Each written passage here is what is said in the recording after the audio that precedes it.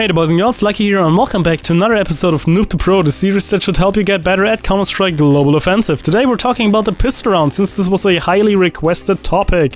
Now keep in mind, Noob to Pro is a multiple part series, meaning on Monday you'll always get a big tutorial video like this one. On Tuesday I'll be streaming and answering your guys' question. Right after my girlfriend will be streaming and showing the training that you can actually do for the series.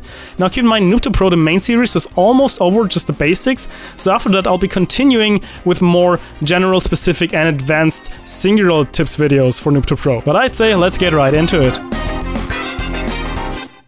Alrighty guys, so now let's do some more myth busting for Counter-Strike Global Offensive, this time around regarding the pistol round, as you can already see. So as always, there are a couple of common mistakes in CSGO that many people have and are not actually aware of that should help you to get better if you actually know them. So if you're up close, the Glock is actually, in the pistol round, a one-hit headshot. If you're extremely far away, it's still a two-hit headshot or a one-hit headshot and then a body shot, and the enemy will still drop.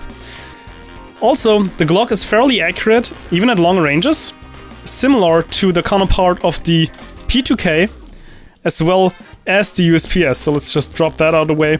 Also, a very common thing many people actually do not know is that, for example, the dualies, up close, also a one-hit headshot. The P250, up close, one-hit headshot. However, as soon as you're moving like to a further distance like that, you can see the spread is quite high, and the P250 actually becomes a two-hit headshot, meaning that it's not as valuable as the P2K, for example. And this, again, one of the bigger issues why many people immediately drop their Glock for a P2K and a USPS, because besides the deagle right here, not even the Tech 9 or the 5.7 can deliver one-hit headshots at long ranges, even in the pistol rounds where enemies do not have any head armor. Alright, so since we got that myth out of the way, we can now talk about the effectiveness of the pistols for the terrorist side in the pistol round for, well, the terrorists. Now, your main option right here usually would be the Glock. The Glock, as we already figured out, is kind of more played or better played like a USPS or a P2K, just with like stutter stepping and going for very accurate shots and trying to go for the heads and stuff like that. You can actually get a very tight grouping. I was not completely aiming at the same spot all the time, I was kind of off, so that's why the grouping is not as good. But it's the problem that many people are actually having with the Glock is that they're playing it like on the run and just spraying like that, and that's not how the Glock should be played. However, if that's more your type, and you're not the kind of the pinpoint aimer, then there's another weapon which also will help you, which is the P250. Now, as you can see right here, the P250 has an armor penetration of 77.5 compared to the only 47 of the Glock, meaning that if you're not good with hitting heads like that, you can just spray away at the body and kill him like that with a P250, since they're basically doing this kind of the same damage when it comes to long-range headshots. And of course the Glock has poor damage versus armor targets, which most of them most likely going to have, since it's just a default strat going for straight Kevlar vest. However, the P250 can still damage them heavily. However, keep in mind, when you're using it, you're not having any armor yourself. So it's, once again, somewhat of a mind game to what you're trying to go for. Always, everything has pros and cons, and it's not like that you really have like one go-to strat. And it's really in a pistol round where this really shines with like rock, paper, scissors and stuff like that. The other very important thing, as already mentioned, go to gear and then to your Kevlar vest.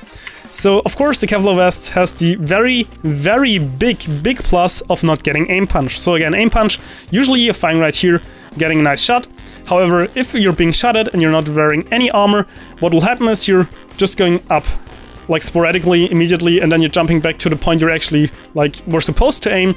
So this means no matter how good you're aiming, as long as you're getting aim punched, you're not going to hit any targets at all. It's just how it works. That's why armor, in general, not only is so essential for not getting as much damage and surviving longer, but especially for making actually use of your aim. And again, I think a Glock and Kevlar vest does make more sense than a P250 with Kevlar vest, since when you're having a P250, you're kind of just more the spray type anyways. However, that doesn't mean that the P250 is not accurate at long range. It can still be used in the same way. However, since in the pistol round, again, the kind of the headshot damage is the same with the Glock almost, it's more valuable to go for body shots and just finish them off and let your friendlies do some additional headshot damage. last but not least, we got another tactic that is kind of the raid boss, I think that's what it's called. So you're still getting a Kevlar vest, and then you need one of your teammates to actually drop you something like a 5.7 or a Tech 9. And this will make you the raid boss. So what you're essentially doing as a raid boss is, when you're pushing out, you're trying to move as stupidly as possible. Okay, this maybe was a little over-exaggerated, but let's say you're just jumping out right here and you're trying to make yourself hard to hit. And since you're able to, like, punch in lots of damage since you're wearing your vest, and you're, like, having a fast-firing pistol like the Tech 9, you can deal out an extreme amount of damage like that, and just spraying away at the enemies. And usually, while they're under pressure, they're not going for the tap-tap headshots, but instead they might return with spraying fire. And since you're wearing a Kevlar vest and getting like a better pistol, you're having a lot easier time to kill them. However, keep in mind, one of your teammates, like these guys right here, the dummies, they won't be having like much fun since they might be like getting like a grenade or something, but that's pretty much it.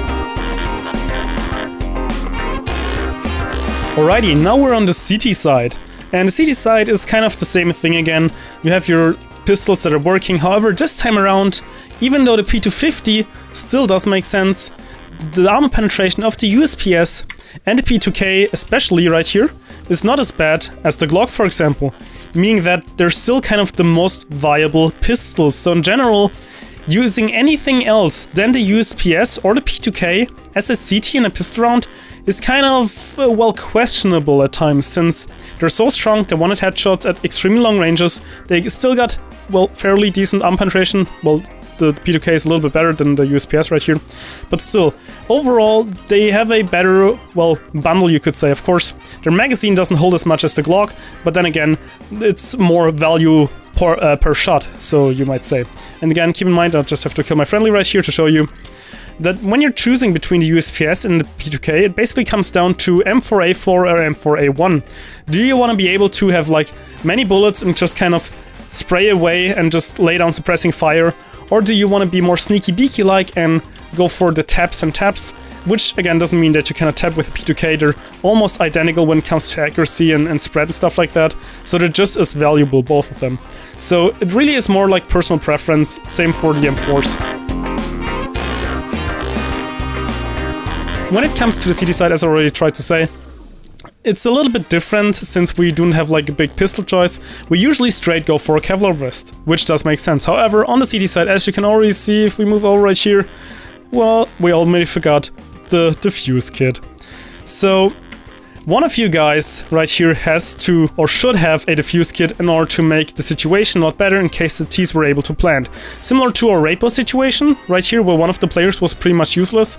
If you're the Defuse Kit guy, you're kind of in the same boat. Just, well, that's the sad reality, because buying a better pistol does not benefit you like all that much. So you can only get like a grenade, and that's pretty much it, or like a 2 flashes or something like that, which again is still valuable, but you gotta keep in mind that it's kind of harder to deal with. Now, just for who should be wearing the Defuse Kit, it's usually the mid player.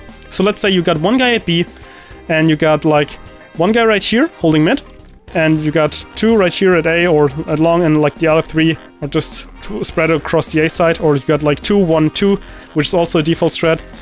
When the mid guy is having the Defuse Kit and he's dying, then it's easily manageable for the other guys when they're rotating over to the other side to just grab the Defuse Kit. On the other hand, again, let's say you're the middle guy is surviving with the Defuse Kit and they're rushing the guys on A, meaning he'll be the first and the closest to the side to actually deliver the kit to. So if you're only going for 1 kit, it should be in the middle. If you're going for 2, there should be 1 on A and 1 on B. Having 3 in like A, mid and B seems kind of overkill, so I would not recommend that. So either go for only 1 mid or 1 on B and 1 on A. But I'm really a fan of the only in mid because it's very easy to pick it up while rotating. You know that utility can be extremely important, so I'm just buying everything right here since that's like a unlimited server, you could call it. You could pre-nade the guys right here in order to do some pre-damage and then easily just click them away and stuff like that. On the CT side, since you're usually like solo playing or just like with one other mate against like a group of 5 rushing terrorists, it's a lot more about your positioning and being able to properly set yourself up in a way where you can make the most out of your pistol.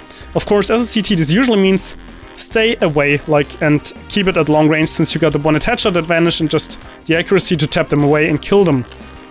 Now, if you're playing certain spots, for example, B-side does 2 right here on the plat, you can pretty much stay behind this box and only expose your head. This means you do not necessarily need a Kevlar vest, since they cannot hit your body anyways. Like, if we put a bot right here,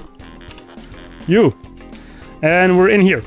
So you can see pretty much, okay, the shoulders are showing a little bit, but it's pretty much only the head, meaning that we don't have to worry much about our head armor. So if we're playing the B guy right here, and we're just jiggling around this box, or this box, or the barrels kind of, but this box usually works best for that. We do not need the Kevlar vest, so we can invest more in our grenades in order to make use of them. So we can just, if we're playing behind this box, just flash ourselves out, or just in general smoke it off, and then they're coming and we're just pre-nading and just dealing lots of damage. And we're basically trying to stay alive as long as possible, and just waiting for our mid guy to rotate in and kind of set up a crossfire then right here, so he can shoot from this spot and we can shoot from this angle in order to get some easy kills. So again, positioning is a lot more important than just your usual, well, Kevlar vest or just your usual pistol, since again, the pistol is kind of your default pistol on the CT side, is extremely good. And again, having Kevlar vest, if you're going for a kind of open playstyle, especially in mid, is kind of necessary almost. So you don't want to buy a smoke in mid and just kind of smoke it off like that. It's actually bad smoke, but you get the idea. Because if you're then up here like that, you're exposing yourself completely, meaning if you don't have any Kevlar vest, which you don't have because you just bought a nade, you're getting aim punched. And then all the benefits of your pistol are just whoosh out of the window, and they're away immediately. So this means if you're playing an open position like this, or for example right here at long, where you're basically exposing yourself, you definitely want to need Kevlar on the CT side. And if you're playing a spot like right here, where you can just jiggle around the barrel and cover, you do not necessarily need it, and maybe want to invest in like a flash to actually blind them like that and then get some easy taps. And yeah, I think this pretty much wraps it up for some pistol round myths and some meta things about how the pistol round is usually played. I hope this is giving you a better idea why the things are done the way they are and why they're working. I think this pretty much wraps it up for this video. Again, the training routine is just as always, keep grinding, keep playing, just do your normal training, because to be honest, CS is a lot about just grinding your skills. You need to put in so many hours until you're, well, just above average, or well, actually below average, or just average at most parts. So just keep grinding, keep playing, and it should get better soon. But yeah, I think that's pretty much all for now. I hope you enjoyed the video, and luckySkillFaker out.